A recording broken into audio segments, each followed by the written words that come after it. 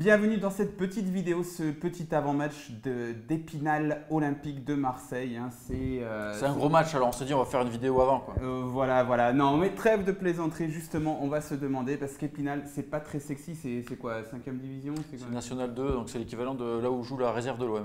Voilà, donc c'est pas très sexy, il fait froid, c'est les Vosges. Le terrain, Rudy Garcia a insisté sur le terrain, la peur de la blessure. Bien sûr. Donc tout ça, on va se demander, est-ce que c'est un match qu'on doit prendre un peu par-dessus la jambe? Est-ce que c'est un match qu'on doit négliger? T'en penses quoi, Nico? Non, ça reste la coupe. C'est la Coupe de France. Normalement, voilà, c'est l'ancienne CFA, donc c'est National 2. C'est quand même un niveau. Alors oui, ils vont se battre comme des chiens, c'est leur match de leur vie, tout ce qu'on veut. Mais même avec l'équipe C, c'est un tour qu'il faut passer. Donc il faut être sérieux, il faut être appliqué. Maxime Lopez disait en conférence de presse, si on a 100%, il n'y a aucune raison qu'on ne passe pas. Voilà, c'est tout. Voilà. Et puis ceux qui suivent Football Club de Marseille depuis un long moment savent que pour moi, c'est une compétition très importante pour l'histoire de l'Olympique de Marseille. On a longtemps été recordman du nombre de victoires en Coupe de France.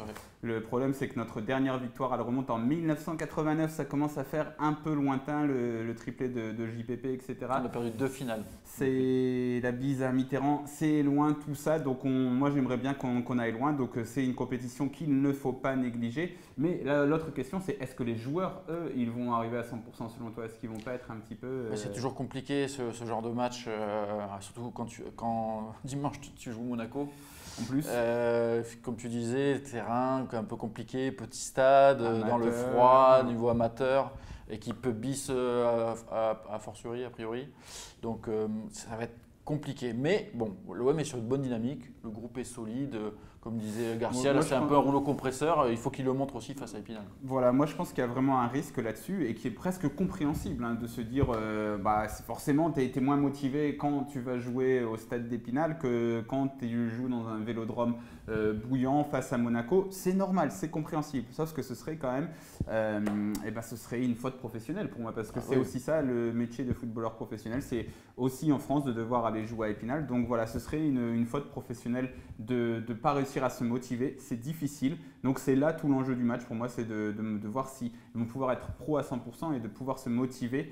Et justement, ce qui nous amène à notre dernière partie de cette mini-vidéo, qui faire jouer selon toi? Qui peut être motivé pour jouer ce match et où doit être relancé, ou sera le plus apte à nous amener un résultat? Alors, je prendrais plutôt le contre-pied, c'est qui ne doit pas jouer ce match. Alors déjà, Rudy Garcia a annoncé que Mandanda il ne serait pas titulaire. Donc moi je pense que c'est une bonne chose de faire jouer un peu Pelé qui n'a pas joué depuis un petit moment.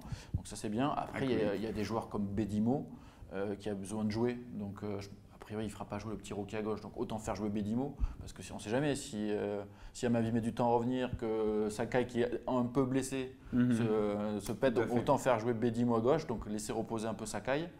Après les joueurs comme Lopez, il faut qu'ils jouent aussi. NJ, Mitroglou, il faut profiter de ce match-là pour le relancer devant. Parce que même un triplé contre une petite équipe, un but c'est un but. Ça peut fonctionner sur sa confiance parce que c'est ça qui lui manque là vraiment en ce moment, c'est la confiance. Il faut qu'il rejoue déjà. Il faudrait que l'équipe joue un peu pour lui. Ouais, moi je suis à peu près d'accord. Moi j'aimerais beaucoup revoir Boubacar Kamara aussi. Ouais, c'est vrai. Même pourquoi pas en défense centrale parce que je pense qu'il a été formé là. Après quand tu entends Rudy Garcia parler, non, il n'a pas l'air motivé à le faire jouer en défense centrale. Mais au milieu, pourquoi pas le faire jouer au milieu avec pourquoi pas Sanson qui fera son retour dans le groupe. Sanson, moi je suis pas trop parce que s'il revient, si c'est un peu fait mal, etc. Mais ça dépend. Franchement, a priori, c'était plus de peur que de mal son genou. Donc si c'était pas grand chose, autant qu'il reprenne un peu le rythme. T'as raison, peut-être pas le faire jouer tout le match.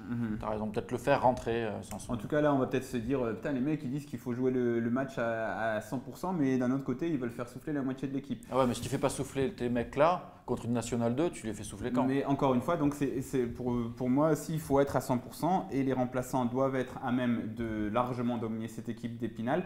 Et s'ils ne le font pas, ce sera faute professionnelle dans tous les cas. Et puis, j'ai envie de dire aussi, pour continuer dans ce sens-là, c'est que quand on a mis les titulaires en Europa League, ce qu'on réclamait tous à Konyaspor, on était plutôt déçus. Ça n'a pas été génial parce que si aussi les joueurs ne sont pas dans le bon état d'esprit, titulaire, pas titulaire, joueur performant, pas performant, ils ne seront pas performants tout simplement. Ouais. Donc voilà, moi je pars un peu sur le même… Je suis très content d'offrir un peu de temps de jeu à Yoann Pelé, donc ça me fait plaisir parce que c'est quelqu'un de méritant.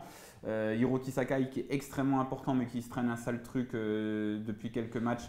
il faut le faire souffler, je suis d'accord aussi. Bedimo, pourquoi pas le relancer parce qu'il va avoir une carte à jouer. Et puis, tant qu'à le payer, autant qu'il serve à quelque chose. Faire souffler Rami, faire souffler Gustavo, faire souffler mais Thauvin. moi, Rami, je le fais jouer parce que… Il veut toujours jouer, Rami. Parce que déjà, il veut toujours jouer parce que c'est important quand même de garder certaines bases. Garcia a dit que peut-être à un moment donné, il faudrait qu'il fasse souffler. Et autant le faire souffler contre Épinal. Je veux dire, Épinal, normalement, Abdeno, il peut faire le job quand même. Voilà.